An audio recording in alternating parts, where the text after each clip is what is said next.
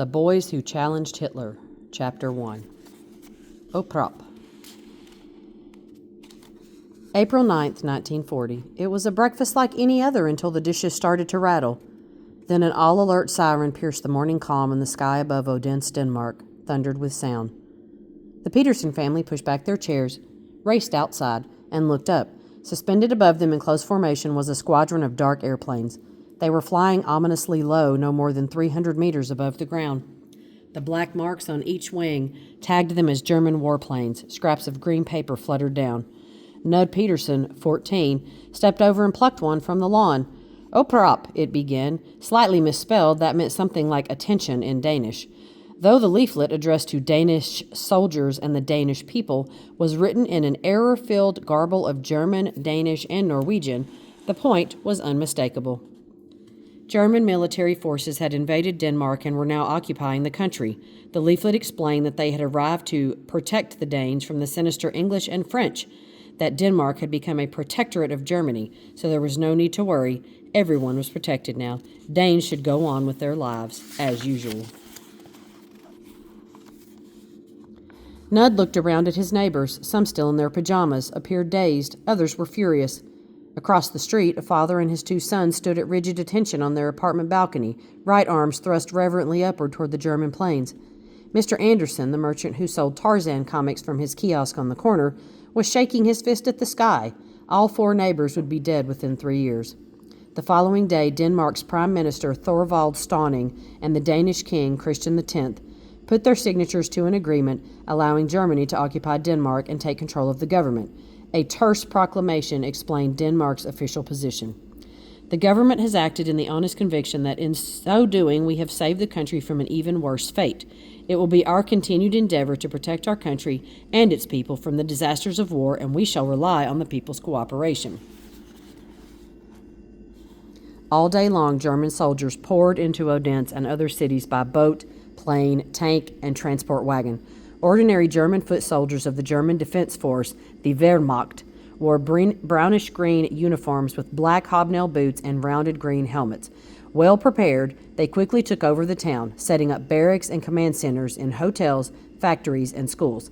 They pounded German-language directional signs into public squares and strung miles of telephone lines between headquarters, operations centers, and barracks. By the end of the day, there were 16,000 Germans on Danish soil, and Germany was in total control.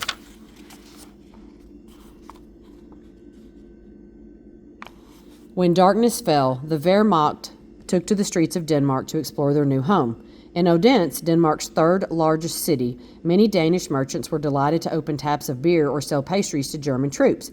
In fact, the huge new market seemed a windfall. German soldiers pushed into Odense's theaters, taverns, bakeries, and cafes. In the evenings, the Wehrmacht soldiers marched arm in arm through Odense's streets, weapons strapped to their shoulders, bellowing folk songs in unison as onlooking Danes cocked their heads in curiosity. Nud Peterson watched from the crowd.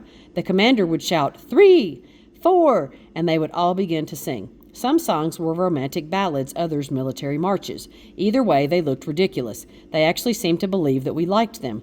They behaved as if we wanted them there, as if we had been waiting for them, like we were grateful to them. A tall, slender teen, Nud Peterson had known and cared little about war or politics until that Friday morning in April.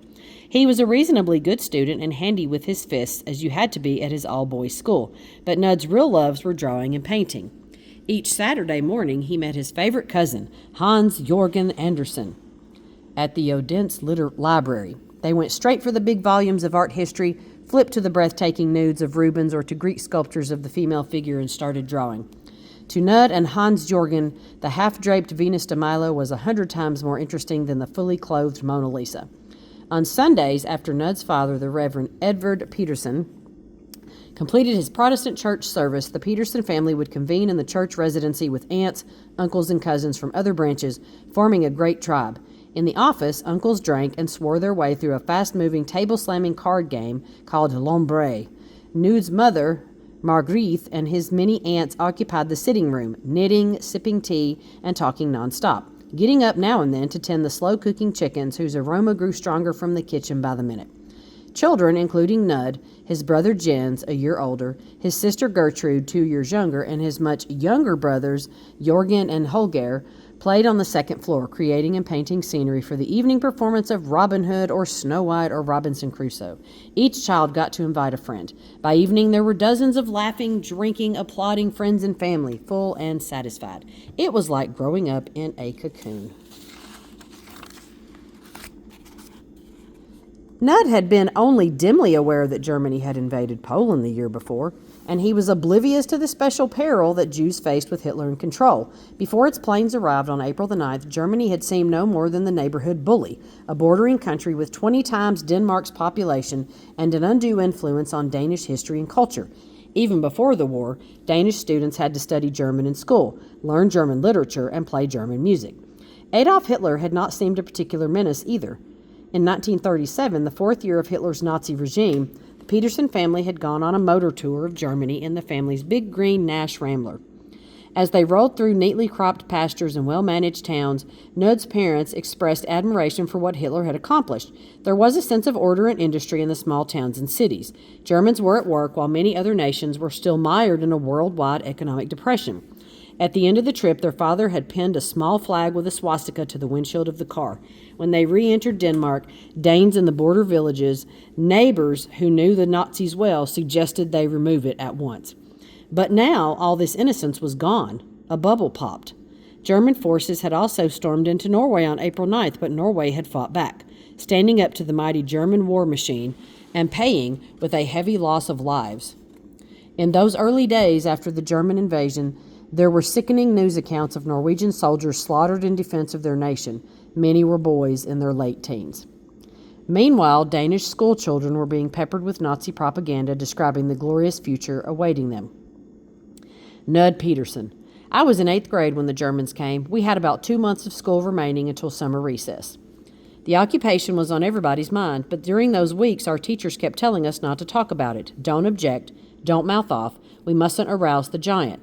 There were many German sympathizers on our school faculty. In Denmark, our second language was German. And our books suddenly sprouted all these articles about the happy Hitler youth who went out in the sunshine and camped and hiked through the forest and played in the mountains and got to visit old castles and all that bloody garbage. It was easy to see that it was all crap.